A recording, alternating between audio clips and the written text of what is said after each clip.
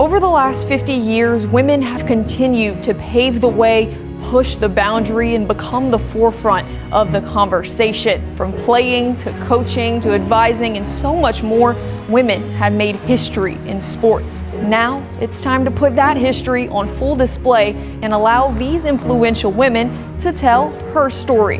I'm Brie Andras, and as a woman in the sports world myself, I know there's so much more to these athletes and those that shape them other than what they're able to do in competition. While the buckets, stuck landings, home runs, and wins on top of wins do mean a lot, I'm looking to find the story of how people got to where they are in women's sports and how they've seen the game grow. I'm also looking to find out who they are behind their sport. This is the Her Story podcast.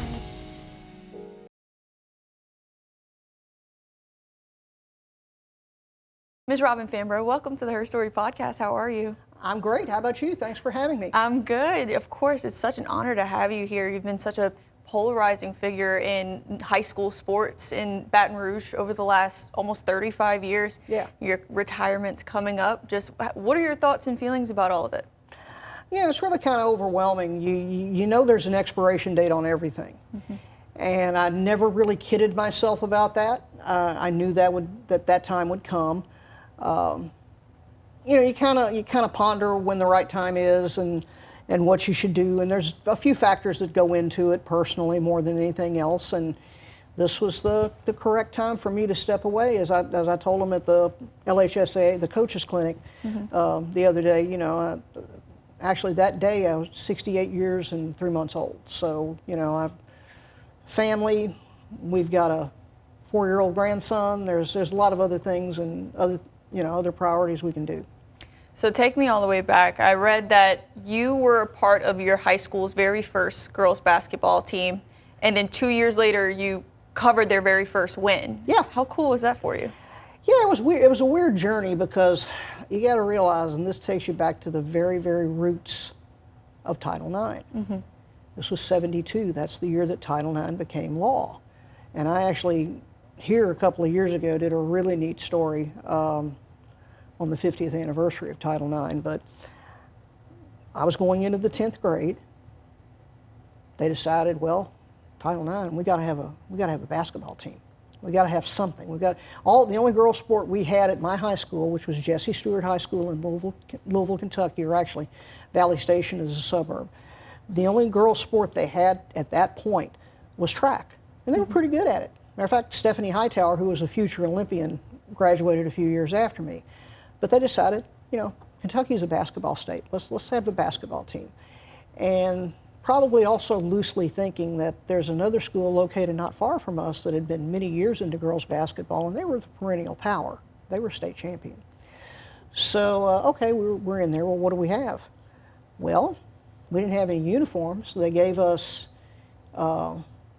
basically, it was like not quite a t-shirt, a little better than that mm-hmm. I think middle school boys used in intramurals. They were the right colors. Not a lot of funds going into it.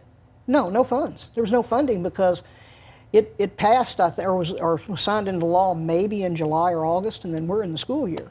So there weren't any funds. We had to supply our own shoes, our own shorts, all of that, and no practice gear or anything like that. Mm-hmm. They fortunately had hired a lady on staff to be a PE teacher who had played a little college basketball at Kentucky State, which is an HBCU, and and we actually had a player who was 6'1".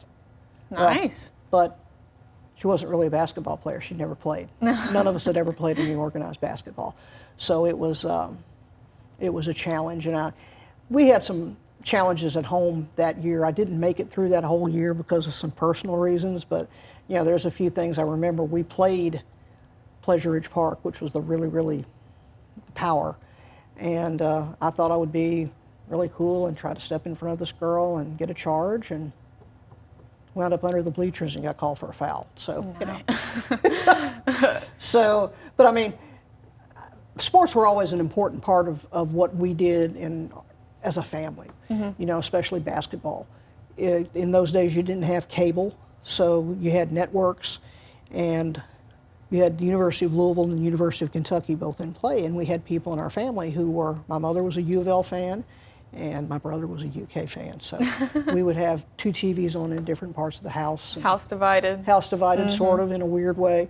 And then, you know, I just watched whatever. Coach Mulkey at the Coaches Clinic said she grew up watching whatever sports were on, and that's kind of what I did. I watched whatever sports were on, and just as a little kid on my own, tried to emulate it. You know, we, as a group of kids, we actually had our own little makeshift baseball field, boys and girls. It was on a vacant lot that nobody built a house on, and that was, I think that was when I was 11 or 12. That was probably one of the best summers that you could ever have as a kid. It kind of reminds me of The Sandlot.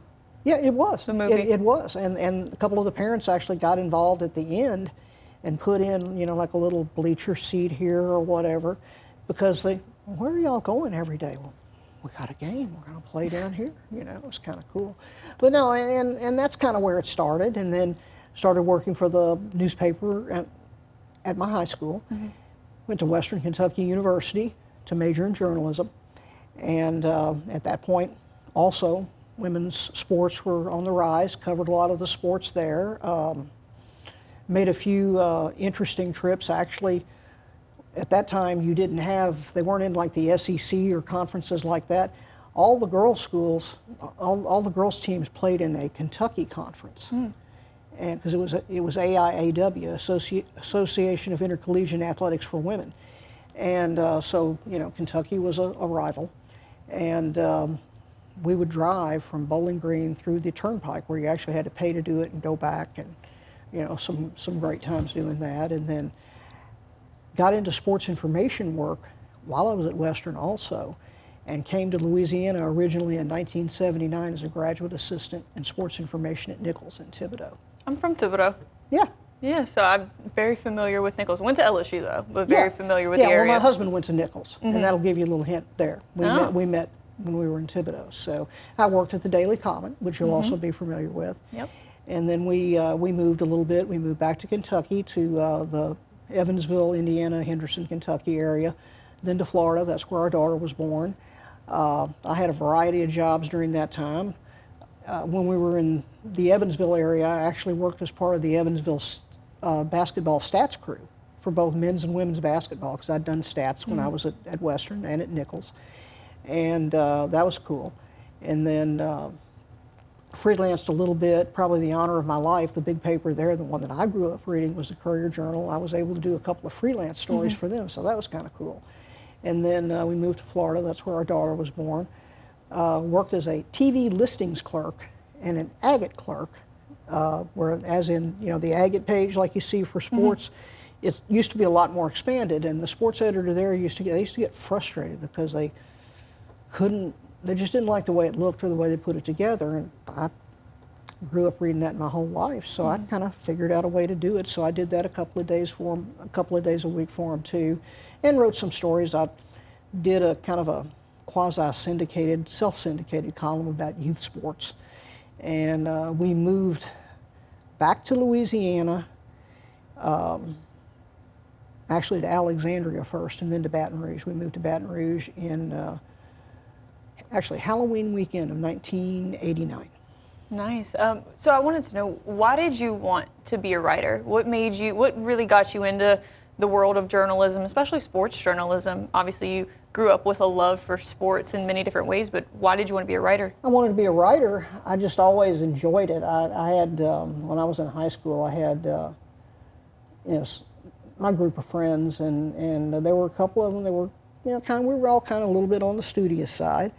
And, you know, there was a TV show that we liked that's kind of funny. It's had a little bit of a revival online called Dark Shadows. It's kind of a gothic thing, a little bit with vampires and all of that. So we would do our own little scripts or whatever, and you know, I started writing for the student newspaper, and I did that, and just really liked that aspect of it. That, you know, because I didn't remember even telling people I did some news things, and I actually worked at a radio station one of the summers I was in at Nichols, because the GA wasn't a thing, but I did news. And, you know, it's just, I just never really felt that much of a connection to that. Although, you know, the experience was valuable because you wind up dealing with public bodies involved in sports, like I have with the LHSAA and other groups. So whenever you came back to Baton Rouge and, you know, settled down here, you, like I said earlier, become just like the face of high school sports and kind of telling everyone's stories. Why was the emphasis on being, you know, on the high school beat important to you? Well, you know, it was kind of a thing that was there. I was originally hired to do another job, and within a few months that morphed into a different job where I was actually kind of like a general assignment reporter, so to speak. I might go out and cover something at LSU, like a track meet or you know, whatever, a volleyball match or a women's basketball game, or I might do a high school assignment, or, you know, it was kind of that deal. And then at that time, Baton Rouge had 2 newspapers, and they closed the afternoon newspaper, and we only had 1 staff. So the previous, the longtime prep writer, the late Ted Castillo, wasn't, you know, he was part of the group that it was kind of a situation where they stepped away from that, and it was like, you know, there was speculation about who would have what jobs and everything, and they had penciled me into high schools. They said, well, you covered a lot of high school stuff for us. You covered high school football games, and you covered other things, so, you know, you can do high schools, because they had people already set who were doing LSU beats and things like that. And I mean, that was fine, because I had done a lot of that in every stop I had been at. I mean, at Thibodeau, sure, I covered Nichols, but I also, you know, covered all the high schools. I covered the 4 in the parish. So, you know, you had that. In Florida, we had a kind of a broad-based thing, because I freelanced for even when I was doing TV listings, I freelanced for the sports department on Friday nights, because football was big there. And, you know, in those days, I didn't have a computer. You'd file from a phone. And there were several times where if they had like somebody who didn't have a ride, and this happened a few times, I'd drop them off at a stadium, then I'd go cover my game, then I'd go pick them up. Nice. Being in sports journalism, did you face any doubters or, you know, any scrutiny for being a woman? Everybody does from time to time. I mean, and I, you know, yeah, I've had a few doors slammed in my face. I've had a few people that have questioned. I think my first year I had somebody who actually asked me, even though if you look at the press box, you know I'm there, so do you actually go to the games?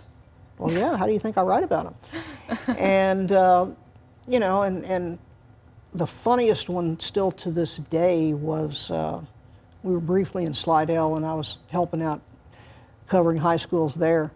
One of the guys who was working for one of the weekly papers, we were waiting for a coach to get finished talking to his team, and I'm probably at that time like 26, 27. And he looks at me, and he's older than me. He looks at me and says, so your parents really sent you to college to do this? And I didn't really know what to say, so I just kind of looked at him and I said, well, you know, actually they did. Yeah, that's kind of rude of him. Like, you know, this is a real but job I mean, too. if that's the worst thing you face, that's not that bad. So, no. And one of the reasons that I think high school sports is such a joy is I think it's one of the remaining pure areas of sports, especially now that we've got NIL and other things. So you had a lot of people who wanted their stories told, and they want you there. It's not a case, I think sometimes when you get to the college level, and especially on the pro level, you get a lot of scrutiny with that. Why are you here? Why do you want to do this story? Why do you want to ask that question? Yeah, and especially nowadays, everybody kind of has their guard up. Yeah, like, well, they think everybody comes with an agenda, Exactly. and I don't think you do. I really, that's one of the things that concerns me about where we're going in the future with this is, you know, you're assigning agendas and things to people that unfairly that don't really have that, and you know, maybe you assume they know, maybe you assume they don't, but I mean that's always been the joy of high school sports is and you have a few people who aren't as receptive as others. I know there was one time we sent a photographer out, and I won't say the local school because they've been through a lot of changes since then. And basically, they had changed coaches, and I just wanted some practice pictures and was going to go talk to the coach the next day. And it wasn't the head coach, it was an assistant coach who got very, very adversarial and told the photographer, you know, we don't want you here, get out of here, sort of thing. And it was like, and I called the principal and the coach the next day. It's like, is this really a thing? And this guy came from a very different background, from another place, and I wound up being friends with him later. You know, it's just, you never know. You don't know everybody's experiences with the media. Some people have experiences with the media that are not good. And the other thing with me too also is I probably look at it a little differently. Yeah, I like writing, I like people, I like the idea of telling stories, but my father worked for many years. He ran a meat business and he was a salesman. And occasionally get to ride along or whatever. And sometimes on the weekends they'd sell to sports event spaces, and my mom would say, would you please take that child with you? She's driving me crazy. And I would tag along, and one time you see teams on TV, and at that time it was in black and white, and it was actually the University of Louisville, and we were at the smaller venue, not Freedom Hall, and we're standing by the concession stand, and I look up and there's these players, and I'm like 6 years old, and they're just like huge, and they're getting ready to shoot a free throw, and I kind of walk just a little bit closer, and I'm like, oh, this is cool. I kind of want to be part of that. That's kind of cool to you know, really just see that. And but I mean, everybody's life experience is different. But with my dad, he said that was a service industry, and he actually made the comment to me. He says, you know, what you do is kind of a service industry. Yep. You are serving. It's a service that you're providing, where you're informing parents, you're informing the public, yeah, or whoever might be interested about what's going on in your area. Yeah. You've covered a lot of big name, you know, celebrity athletes across Baton Rouge, but what I noticed is that you always try to highlight those lesser known athletes at the high school level, those diamonds in the rough. Do you make that a priority, or does that just kind of happen? A lot of it happens kind of organically. You know, I like looking for things that are a little different, and sometimes people bring things to me. I don't take them all, but usually, especially a lot of these coaches I've gotten to know through time, you kind of trust them, and you kind of know what the story is. And you know, I've been turned down for stories too that I've thought would be very good. You know, there are a couple in particular, I won't name them, but you know, it's like, hey, I'd really like to do this, and it was like, because there's a real story there, I know the backstory. Can we do this? Can we inform people about this? Because there would have been an important, what I thought was an important message, and they were like, nah, it's just a little too personal for me. I want to keep it there. But you know, there's so many of these kids that have their own stories, and they've grown up in different areas in different ways. That's one of the things with the social media now. I worry about their interaction with each other. We don't talk like we used to people, because we're all guilty of it, where you're looking at your phone or whatever. And I actually have done a couple of schools that I've gone to, and it was funny. There was a football player I knew, because I'd interviewed him before, and he was in this class. It was like sports management, and they wanted me to show him how to act during an interview. And I looked at him, I said, you know me, you're the example. And you know, just kind of explained to them the way to kind of keep your composure. I said, I'm generally a nice person. I don't generally ask a lot of hard questions, but I'm going to tell you how you handle that other part of it too. And you can handle it gracefully, and you know, you don't have to be upset or scared or whatever. And you know, the thing there is, you know, you want to put your best foot forward. Don't give in to somebody else's instinct that, you know, you may want to do something else. I mean, I've seen people that have tried to get a high school kid to throw their teammates under the bus. Yeah. Speaking of the big names you covered, Simone Augustus being one of them. My boss, Michael Cobble, said that whenever she was at LSU all those years ago, she was very quiet and timid and stuff. But I read that you were the one that kind of actually helped her open up and be, you know, the person she is now. I don't know if that's true. You know, the backstory on that is, Simone's dad worked at the Advocate for a number of years, and when we were downtown, we used to be right downtown on Lafayette Street. It's now, the building's torn down, it's a parking garage. And her dad worked in facilities, so and you'd see him all around the building, and on the weekends he did security. So I would be a lot of times the only person, this is before cell phones and everything, so people are calling on the hard line. I'd be the only person in there on Saturday morning working on things, and he would have to do a walkthrough. And the first time I met Seymour, he said that, you know, I've got a little girl that likes basketball, and I think she might be pretty good at it. And at the time, I want to say she was probably about 5 or 6.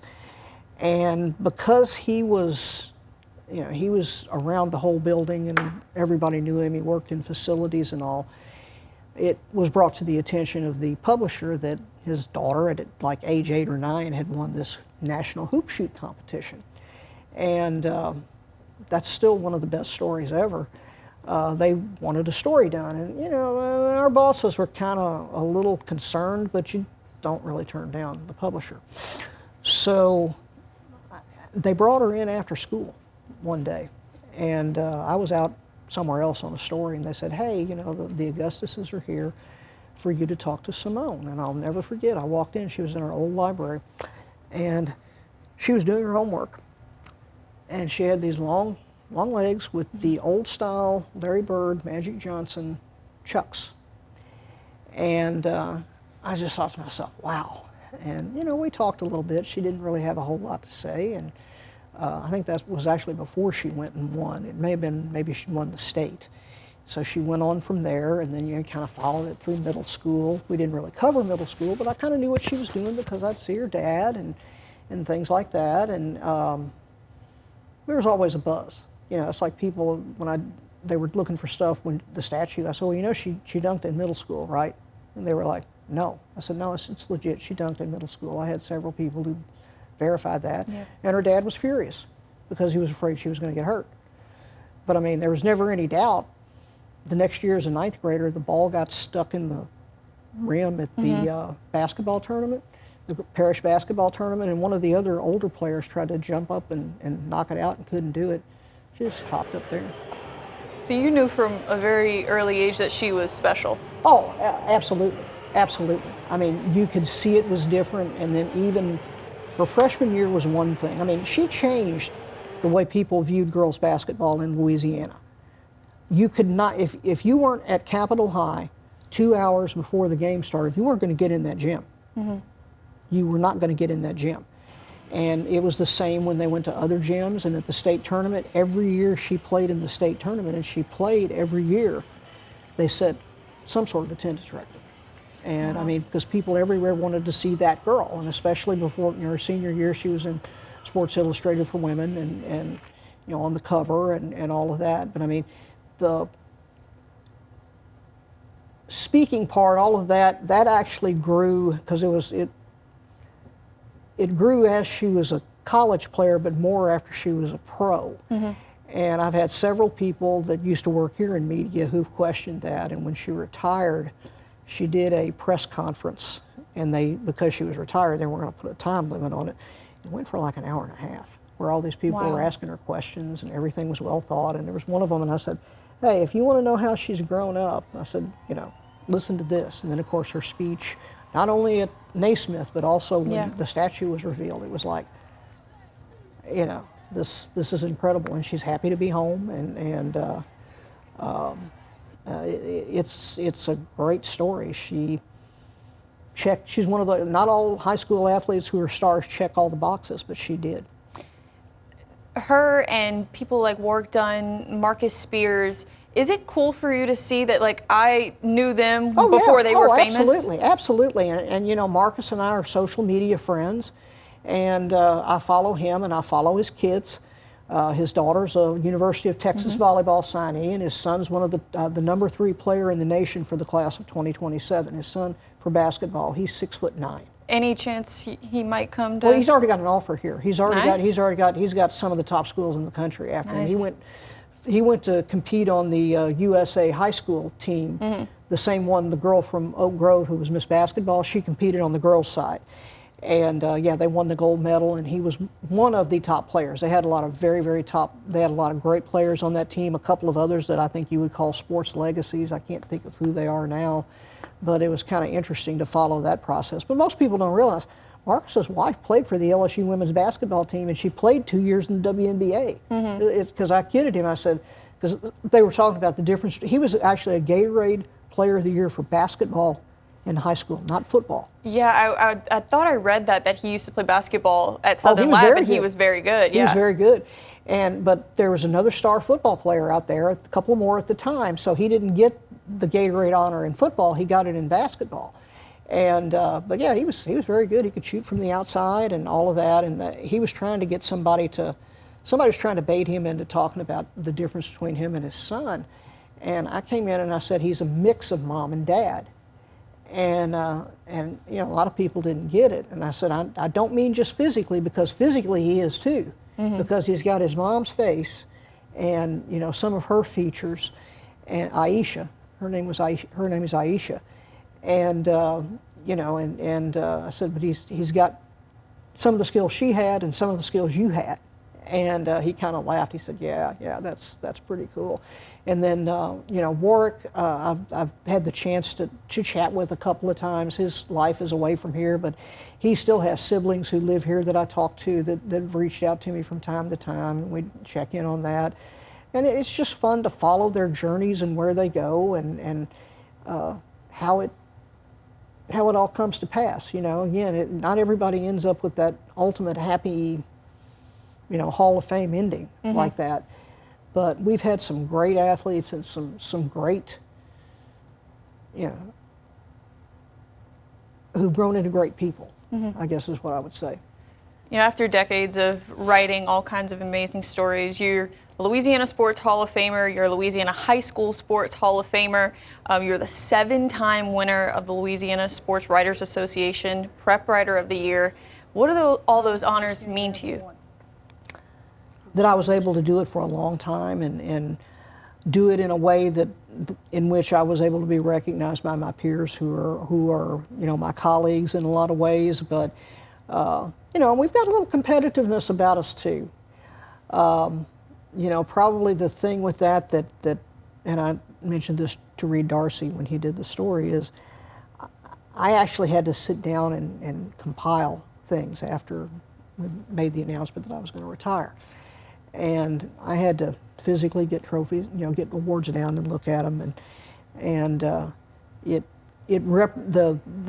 Prep Writer of the Year awards kind of represent different phases of the career, which is cool in different decades.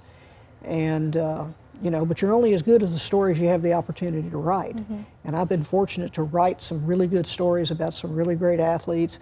You know, there've been tragic stories too. You know, one of the things that I'll never forget in a short succession of time, Glen Oaks High lost 2 star athletes. One was a former athlete under very tragic circumstances. One was shot, and he was Brian Francis. He was at Southern Cal at that time, and had a tremendous freshman year. They actually that was one of the Final Four years, if I'm not mistaken. They both made it, you know, and of course Garrett Temple, all of those kids grew up playing together in Tyrus. It was great. And but then a couple of years later, Shannon Veal, who was an up-and-coming girls basketball star, and she was a junior. They had a quarterfinal playoff game to go to the girls basketball tournament, and she was diabetic. They knew that, and she always took care of herself. But she collapsed on the court, and they later found out it was hypertrophic cardiomyopathy, which is something that you don't always expect. And I mean, you know, sometimes in cases like that, you wonder what might have been, what they might have done, you know, because you just, it's, sometimes I guess the thing on it is they were meant to be with us for a short period of time for us to enjoy what they did and how they did it. And, you know, because they both won state titles in high school. And then that was what it was meant to be. But you know, in the back of your mind, especially when you're older and you're looking at kids, and well, what are they going to do down the line? But it's been kind of cool. Got to cover a lot of great coaches and a lot of great people. One of the things I thanked them for at the coaches convention was, I said, you know, the thing I really appreciate is Between myself and Ted Castillo, I can't tell you the total year count, but the Advocate has gone like, I think 80 years with 2 people who've covered high schools. Wow. Or close to 80 years. What do you think makes like the Baton Rouge area high school scene so fun to cover? The diversity of it. You can look anywhere, and you know a lot of people I think shortchange it by just focusing on football, and to me that's one of the things that's been kind of neat, because I'm going to talk to one of our producers next week. We were a state newspaper, so I used to go to the Prep Classic every year in New Orleans, and for many years I wasn't covering Baton Rouge teams there. We didn't have anybody there, or if we did, it was one every now and then. Right. And now football is elevated to such a high level. Basketball was always very good. Basketball was always very good and continues to be very good. And then you've had eras of baseball, you've had eras of softball, you've had the dominance in track with different programs, cross country. Everybody's kind of had their own thing.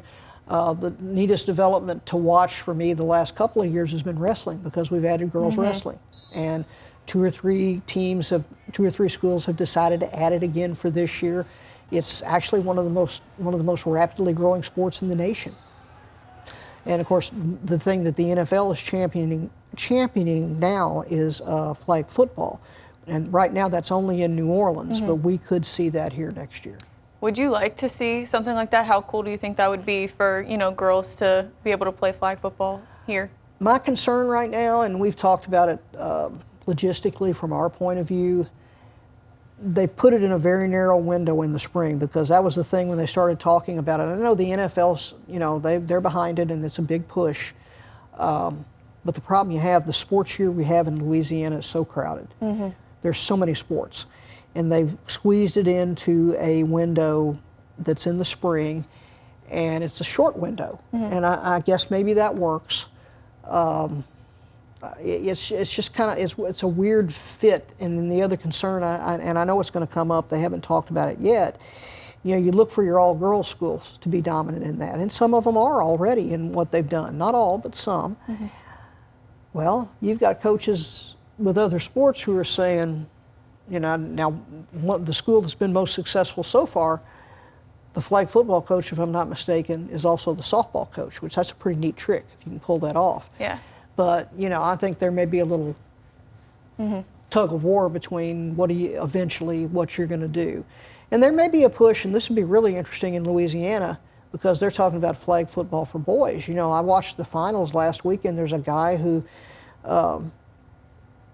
LSU is one of his finalists. Well, he plays, tackle football in the fall, but he made SportsCenter with an ESPN. The other night on ESPN with a top 10 catch from the flag football championships. Yeah, if I'm not mistaken, I think flag football is one of the newer sports added to the 2028 Olympics. It is. And I'm glad that they've added softball back and baseball. I think we need to have all of those sports in the Olympics. Love the Olympic sports. I have some concerns about where we're going with that collegiately now with the NIL and some of the other things. But no, and it's going to be interesting to see how it evolves moving forward, not just with the opportunities for sports, but there's going to, you have to understand kind of like what's going on with the WNBA right now. With opportunity comes responsibility and scrutiny. Yep.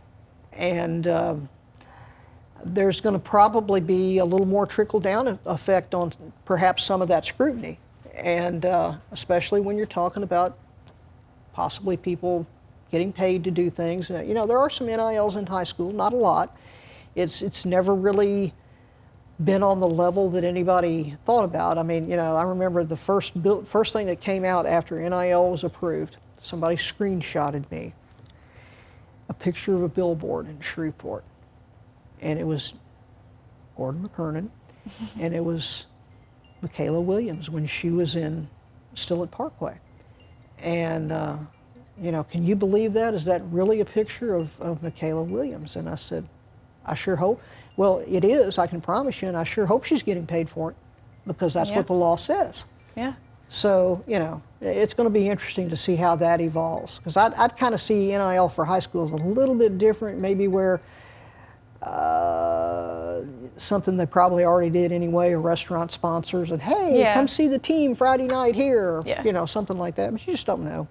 When we talked earlier, you're talking about how you joined your high school girls basketball team right like around the time that Title IX was legalized. From that point to where we are today, there have never been more eyes and attention on women's sports. How cool is that for you to see that progression over the decades? Oh, I absolutely love it because, you know, and I always tell my basketball coaches when I talk about, you know, I thank the coaches here because they wanted their athletes covered, first of all. And I said the most important thing is you guys got me. You understood what I wanted to do. And in particular, the basketball coaches did. And because we could sit and talk basketball. But no, it's been incredible to see where it's come. Where it's come to now. I mean, somebody had asked me, or maybe somebody sent it to me, a story about who's considered to be one of the first great women's basketball players from Kentucky. And I remember that because I was in college when all of that started, and I saw her play many times. And it was kind of a retrospective of where are you now. And, you know, I mean, just the skills and the opportunities that these kids have had growing up, it's incredible. You know, and there's a lot that goes into it, as Simone pointed out in the story I did for her for the Louisiana Sports Hall of Fame. You know, you got trainers now and you've got other things. She had her dad a bowling glove because her mother was a bowler, and they set up lawn chairs in the yard. And she watched videos, you know, like videos of Pete Maravich and other people and you know, Michael Jordan and whoever she could get her hands on, and VHS tapes, and you know, tried to do some of the things that they did. And now, the girls now can look at Caitlin Clark, or Diana Taurasi, or Angel Reese, or Asia Wilson, or whoever. And, you know, I kind of want to be like that. You know, that's what, yeah, but they still look at the NBA guys too. Yeah, of course. You know, because there's so much that you can get from it. We were talking earlier just about your upcoming retirement. What are your plans? How are you planning to enjoy all of it? Well, I mean, I still hope to do some writing. I'm not exactly sure what form that's going to take yet. We're kind of waiting to see how that's going to go. That's part of the reason why we're purchasing computers right now. I like to take pictures. Haven't done a lot of it in recent years, but I have a lot of fun with it. I have a lot of old camera equipment too that probably needs to be upgraded. But you know, and we have a grandson who's 4. And just a lot of things, and they live in the New Orleans area, and just a lot of things that I haven't spent a lot of time, speaking of Kentucky, with my family up there. My sister-in-law, after the story was announced, wrote a little thing about it, and a lot of the things that she wrote was very interesting because she knows me very well. She's known me, I guess, you know, it's fair to say we've known each other. I'm 68. She's known me over 50 years because she married into our family when I was, well, actually, yeah, she married into our family when I was 13. My brother was older. Gotcha. So, I mean, she knows me very well. And she said, oh, by the way, we're all this time, we knew you were busy, so we really need some family time. And I've told a couple of people there's a chance this fall that I may actually go up there for a little while, for a little visit, because I've got a couple of great nieces, a couple of great nephews. They're all older now, but you know, I just haven't been able to do that a whole lot. I have one last question for you before I let you go. What do you want your legacy to be now that you're retired? What do you want people to remember you for? That I was fair and that I understood that everything mattered, that every kid mattered. You can't get to all the stories, but you know, you try to be fair, and you try to, you know, try to depict the whole landscape as it is. I mean, people would talk about crazy things that I do. They mentioned it the other day where I would cover a football game on Friday, and this is true, and we'd do other things. I used to have to take care of some stuff for the sports writers for the polls for the next day, and I might get home 1-ish, 2-ish, and then I'd be up by 5:30 or so to go out to Highland Road Park because the cross-country meet would start early, and if you didn't get there in time to get a parking place in the main lot, and I'd be working on some of that stuff in the car, and go down and write the story, do the story on that, and or swim meet or whatever, or make sure you squeeze something in the middle of the week. Oh yeah, we're doing all these features. Oh yeah, we're going to go over and catch this today, sort of thing. But everything matters. That would be it. That I was fair. That I wrote some good stories. Depicted some things or some stories about schools and about teams that meant things to people, and that I tried to make sure everything mattered and everybody. Well, when I got into journalism and media, when I got to LSU, and especially whenever I started working here at Channel 2, you were one of the first people they all told me to look up and read your stories and take into account how you do things, because you really do set a really good example of how a journalist should tell a story. So congratulations thank you. On a really incredible career, and thank you so much for joining me today. I appreciate it. I appreciate it.